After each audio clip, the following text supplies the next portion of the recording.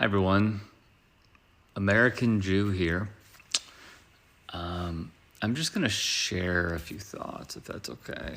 The first is, I cannot believe how many people just don't see it. Like, it's frustrating to me how these are people that I love and that I get along with and I have relationships with, I've cultivated relationships with, and that I appreciate. And yet, when it comes to their religion, they don't see how some are weaponizing it. As a media member, the way that Western media depicts this entire conflict is preposterous. Fareed Zakaria on CNN, I cannot believe he actually said this. I just thought it was assumed. But he said that their outlet is granted access, CNN, as long as the IDF gets final approval. That's journalistic malpractice, but you probably didn't hear about that. Also, as a media major and someone who has been in the profession for 12 years, worked for various networks, also has contacts with different networks, the framing is something that will be studied in journalism classes that is akin to how the media manufactured consent in a post-9/11 world. For example, you'll see a BBC headline that says, "Explosion kills 40. How was there an explosion exactly? Who did the exploding? We know who did it. I also think it's quite interesting how the Zionist playbook was put out for everyone to see.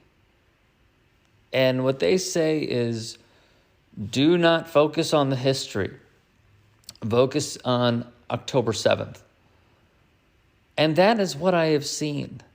The water being carried to say, whenever anyone says, hey, Palestinian lives should matter too. Well, do you condemn them? Do you condemn them? That framing is blasphemous, especially when different networks will bring on a Palestinian person who is losing family members. And that's how they open up the segment. Do you condemn them? I also think it's quite odd how so many people who view themselves as morally upstanding folk just take the Trump of Israel's side, a man who has been indicted on multiple charges, a man who could barely form a government without going to the most extreme people to fill seats, are bending over backwards for that guy.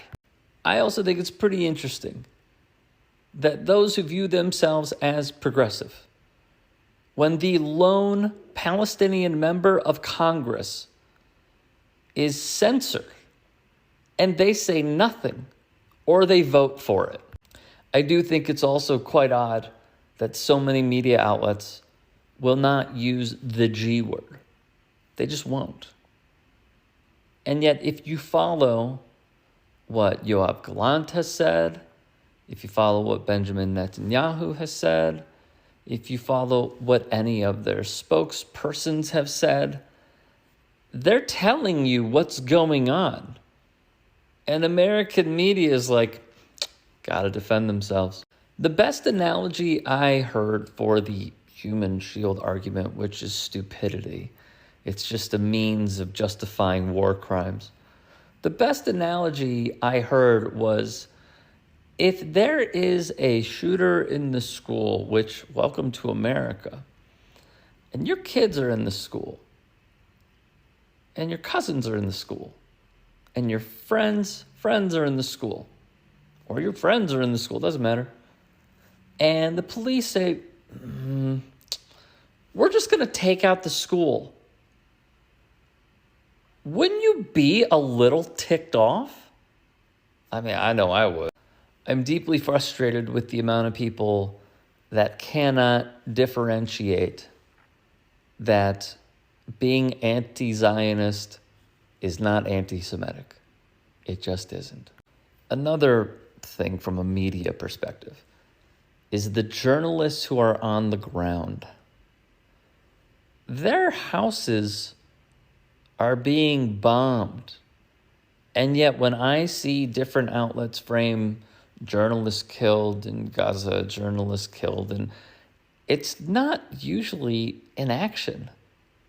It's their place of residence. Do I think the tide is turning? Yes, but very, very slowly.